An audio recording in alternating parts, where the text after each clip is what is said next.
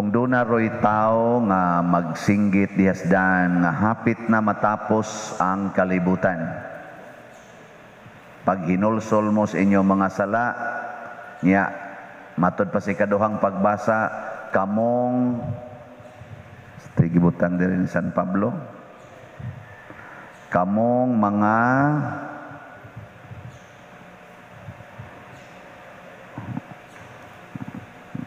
nakadungog mo ito. Ingon dire, ang mga lalaking minyo magkinabuhi sa marag dili minyo. Sa ato pa, ulitaw na sila. Kadtong naghilak, sa marag wala maghilak. Sa ato pa, muhilak sila, niya mukatawa, mura sila buang. Ang nagkatawa, sa marag wa magkatawa.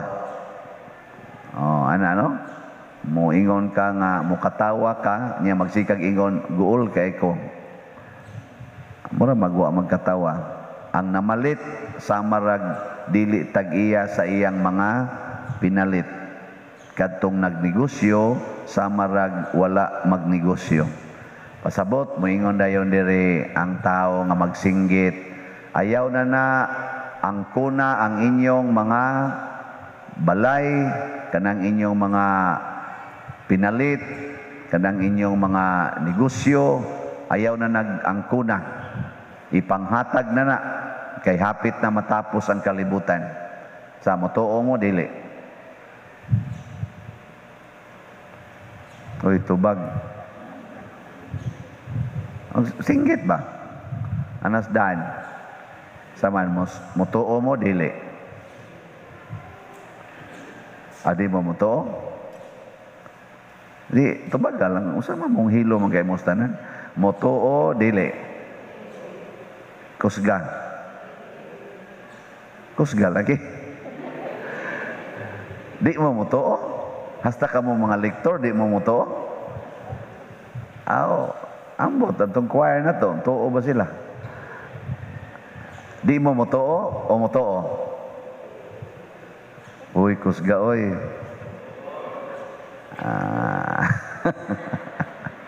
Sa ato pa, gimahal gid ninyo ang inyong mga pinalit, no?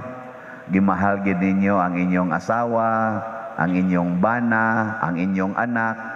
No, gani uban, bisag ang anak nga gagmay dili padhi o simbahan, dadon gyud kay gimahal lagi. Ang tud ani ma-lockdown gid ta ani. Kay ato magyong supakon, di man kita mosunod sa mando kay gibahal lagi. Muna ang problema nato karon unsa man, galisod na ta og tuo sa pulong sa Ginoo. Matod pa ni Kristo diri katong gipriso na si Juan, hapit na putlis liog si San Juan Bautista, unsa may gisangyaw ni Hesus?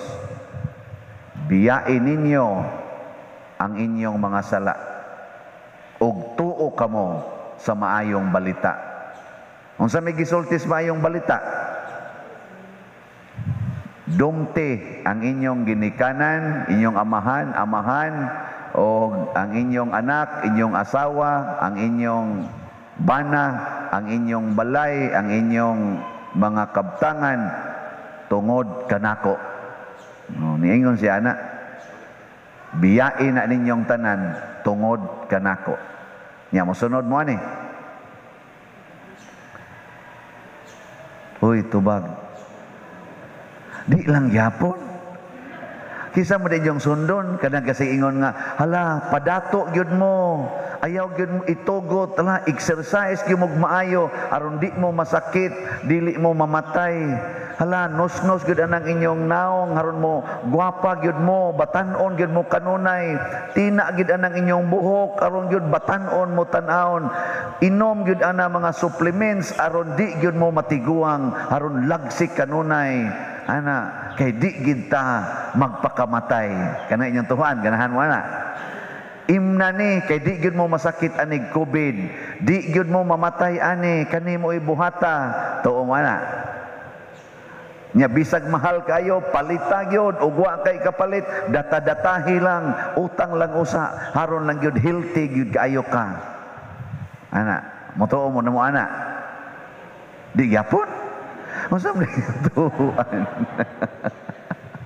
Unsa man yung tuhuan? Di ay nagsulti nga, hapit na mo mga matay, halaundang na mo anang sigig pangangkon anang inyong mga pinalit nga yuta, pinalit nga balay, kanang inyong mga asawa, mga bana, angkona, ayaw na nag-angkona, sama rag di mo minyo. O, naay gisulti ana. Nya di man sad mo mutuo. Nya diya say nagsigingon nga padato gyud mo, padak-i gina inyong balay, i-renovate gina, kurala gina inyong yuta aron komportable kayo mo. Pamalit gyud mo bag-ong sakyanan. Nya inom gyud maayo, pa-check up gyud maayo sa doktor aron gyud di gyud mo masakit og di mo mga matay. Beto o mana. Hamin tuan A or B? Wa na maimpirno kita aning tanan. Mga igsoon, porting lisura na karon. Ngano man ang kanigyong pagtuo nawa. Kani si Jonas or si Hunas, usa ni siya ka propeta. Sa dihang nagtan-aw siya sa Ninive nga purtig yung batia og batasan, nangandoy gid siya nga may ratag mga matay mong tanan. Nya kay gisugo man siya sa Ginoo nga kana ganing isangyaw ang maayong balita. Og inyo ning basahon ang kinabuhi ni Jonas, mingsupak siya sa Ginoo. Ngano man kay duna na siya huna-huna nga may ragid untag mahurot ning kamatay ning taga Ninive, kay grabe na gyud, kagrabe na gyud ang ilang mga sala. Wa na gyud sila pagtuos Ginoo. Mao tong pagsugo sa Ginoo niya, ni likay siya, mingsakay siya barko padong sa laing lugar. Nya pag-abot na niya dito sa barko, gipabagyo og maayos Ginoo, hapit na malunod ang barko, hangtod nga na problema na kayong iyang mga kuyog didto, naghimo sila og mga pamaagi aron mahibaw ag kinsa ginakaingon ani nganong nikalit man ni og subasko nga 40 manuntang linawas dagat. Napamatud-an nga si Jonas di ay dunay dako kayong tulubagon sa Ginoo, sa iyang Ginoo. Mao tong niingon siya, aron maluwas mo, ihog ko ngadto sa dagat. Kanang na ang dagko kay mga bawod, iiksa ko didto aron maluwas mo. Pasabot, naghikog si Jonas, kay matod pa niya, puslan man sa diay tingali nga di man jud ko tagaas Ginoo sa akong gipangayo, may pagmamatay. Ano? Mao man to iya. Mag-iiksa siya dito. Ang Ginoo nagsugo sa isda, gitukob sad siya. Mao tong tulo siya ka adlaw og tulo ka gabi sud sa tiyan sa isda. Nya pag human sa tulo ka adlaw, gibugwak siya sa isda didto sa baybayon sa yuta sa Ninive, sa nasod sa syudad sa Ninive. Didto siya sa baybayon. Nya mao na ni ang unang pagbasa. Naminaw mo sa unang pagbasa? Wa lang yapon. Wa mo maminaw. Nay, ang unang pagbasa ay niingon diri, basahon ni Jonas chapter 3. Lakaw ngadto sa dakong syudad sa Ninive ug isangyaw didto ang gipamulong nga gitugyan ko kanimo. Mautong nilakaw si Jonas, wa naman siya mahimo, luya in taong iyang lawas. Ang Ninive kuno, ang Ninive, dako kayo nga syudad, nga dili mahuman og baktas sa tulo ka adlaw. Kana bang mulakaw kag tulo ka adlaw nga wa gihunong-hunong? Di mahuman og baktas, portig yung dako ang syudara. Pero ni baktas ra siya usa ka adlaw, nya nagsangyaw siya nga nag-ingon, laglagon ang Ninive tapos sa kapatan kaadlaw. Mura gyud iyang gisulti. Nilakaw siya usa ka adlaw tadlas sa syudad. Usa pa lang kaadlaw, sa ato pa wa pa siya katunga.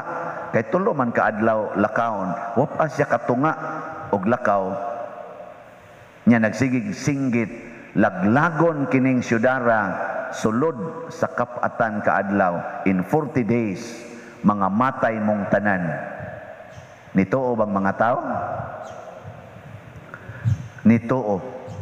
Ang tanan gyud, hasta mga hayop nagpuasa, hasta ang hari nagsulob, nagsako, nagbulibod og abo, midikri pa gyud siya, di ta mangaon, mamiya atas atong mga sala, biyain na ng inyo mga balay tanan, di ta mangaon, ug biyaan gini natong atong kadautan, pabasin mausab ang planos Ginoo.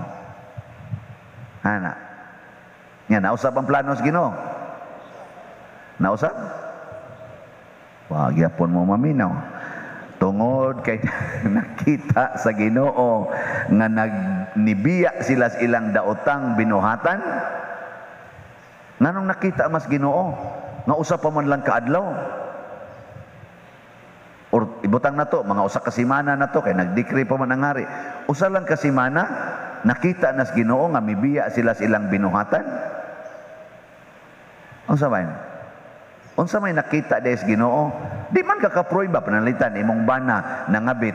Nya human nag-standby na sa inyong tulo ka adlaw, nibiya na din na sa siyang daotang pagpangabit. Moingon di ka, salamat kay nibiya na gyud. Nagasige ra man sa nag-text-text. Giunsa man sa Ginoo pagkahibaw nga nibiya na sila. Wa gyapon mo kibaw. Wa sa ko kibaw, Ginoo man tinibaw. Ang Ginoo nakakita sa kasing-kasing, nakakita sa atong hunahuna. So sa pasabot dinhi, kini di ang pagbiya nila sa sala nagsugod sa ilang desisyon o sa ilang kining gitawag nato og kasing-kasing, ang ilabang kaning gugma. Nahigugma na sila sa Ginoo. Wa na sila mahigugma sa mga binuhat sa Ginoo. Nakita nas Ginoo nga ang ilang kasing-kasing karon wa na gyud mahigugma sa mga pinalit nilang butang, sa ilang mga balay, sa ilang mga kahilayan, sa ilang mga kanang kalingaw ba, kanang kalingawas kalibutan, mga sakyanan, mga computer games, sugal, inom, kaning pagsigig og tigom og kwarta, panindot ana mga balay, nya siging kinihaay anang mga yuta, ilog anang mga yuta, gibiyaan na nila tanan. Ang ilan ang gihigugma mao na ang Ginoo ug ang pulong sa Ginoo. Pero na atas Ginoo, unsa may mahitabo kun ang atong kasing-kasing na usab ang atong gihigugma mao na ang Ginoo, ang atong gihuna-huna mao na ang mga pulong sa Ginoo, ang gimemorize nato ang mga pulong sa Ginoo, dili nang pulong sa mga tao nga nagsigig ingon nimo padato gyud, abroad gyud. O tanawa karon, mo abroad ka, magdaa kag COVID. Lisod na kayo ron, mo abroad ka, i-quarantine ka, igabot dito, ibalik ni mo dito, i-quarantine na po ka. Nya, mas daghan man sila dito COVID, ang ubang nasod, na 14 ni mong COVID, mahadlok na ta, kay wala ginay kapuslanan. Way kapuslanan. Gipakita sa nas Ginoo nga, muabot gani ang panudya. Ingon siya, di na mo patyon og tubig, di ba katong paglunop sa tibuok kalibutan, ang saad sa Ginoo ato, ngadto ni Noe, siya, di na mo patyon og tubig. Unsa naman? COVID.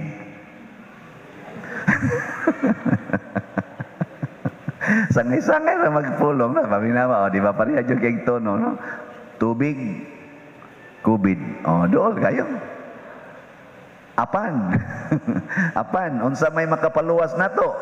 Ang atong pagbasol, paghinolsol. Unsa man klasihas kalwasan, dili na lawasnon. Kay si Jonas namatay, ang taga Ninive nangamatay.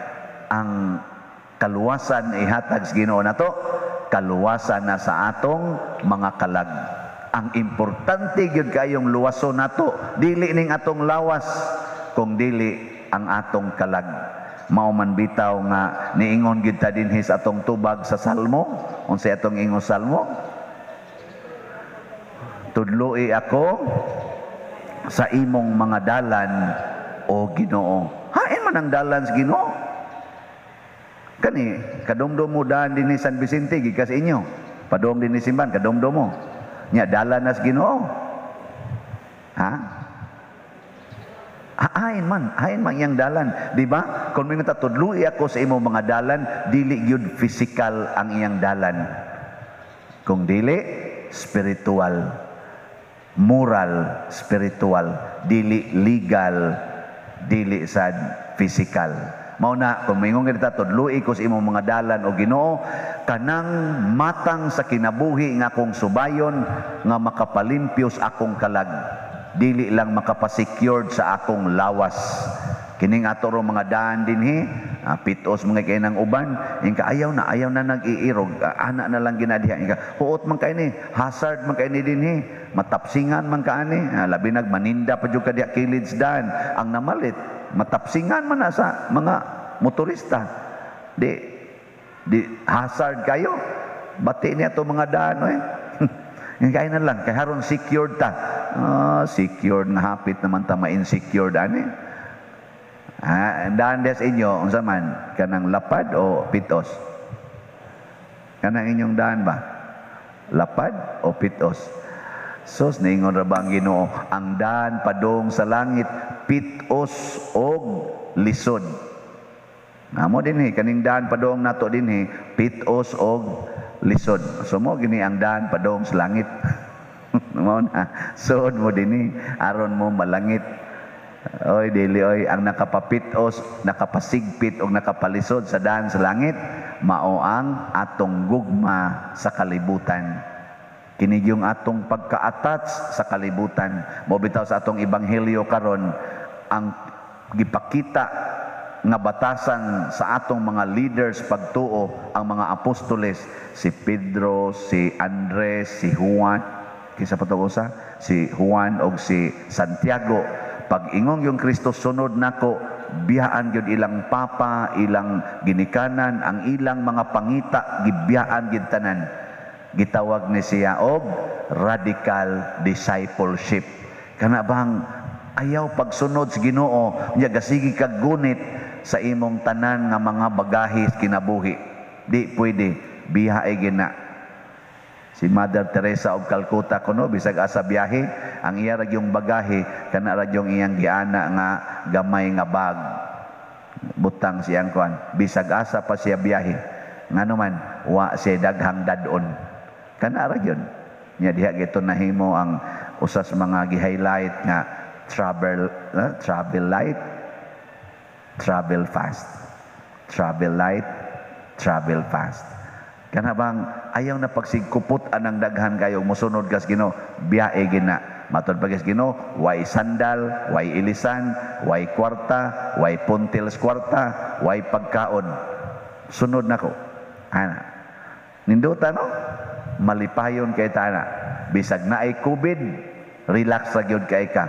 Mahurot man ning kamatay ang mga tao karon, mahurot man tag kamatay tungod aning COVID, di na ta mabalaka kay ngano man ang COVID kutob ra sa lawas, di makatandog sa kalag. Kung nahigugma tas Ginoo, nya tagaan tag sakit sa Ginoo sama ni San Roque, gitagaag sakit hangtod mamatay. Malipayon si San Roque nga nag-antos iyang sakit og namatay. Sama ni Saint Teresa of the Child Jesus nga gitagaan sa sakit sa Ginoo nga hangtod siya mamatay. Malipayon siyang nag-antos sud sa mga 5 ka tuig hangtod siya namatay. Ngano man, the heart ni San Roque, the heart ni Saint Teresa of the Child Jesus mao ang Ginoo. Ang lawas di na importante. Mobitan nang naroy magsigratul-ratul, ingon din, hala, magampo ta, mangluhod ta, magfasting ta. For what? Aron mahunong ang COVID? Para rataan na ang paglimpyo gyud kalag. May COVID magwa, musamot man ning COVID o dili, ang importante mag-anam gyud kawagtang ang atong sala. The virus of sin mogi atong kuhaon. Unsa ang pagkuha? Biyai ang tanan, higugmaa ang pulong sa Ginoo, sunda na siya. Ug moingon ang Ginoo, ayaw na pangasaba ang imong mga anak, ayaw na gyud kasaba. Ayaw na pagsigig paningil anang utang, ayaw na paningil. Ayaw mo pag-ilog tungod anang kabtangan, ayaw na gyud pakigkiha-kiha anang mga kabtangan diha. Wagtangan ng inyong garbo kanang ikaw gyud masunod. Hala, biyain na ng imong pagkaingon ana. O ang resulta, ang COVID, mahimong, unsa man? Ang COVID, mahimo nimong transformation. Makaingon ka, Salamat sa COVID, Lord. Kay nakapruiba ko nga di gidi ay importante ang tanang butang. Kung dili, ikaw ragi importante. Nya maayo man ka. Inig kaayo na nimo, mahurot na ning COVID tanan, mawagtang na ning COVID, kamao na tang maghigugmaay, dili magsigig sininghagay, magsigig sinigahay aning atong mga mata. No? Ala sige, manindog na ta katong musunod sa Ginoo.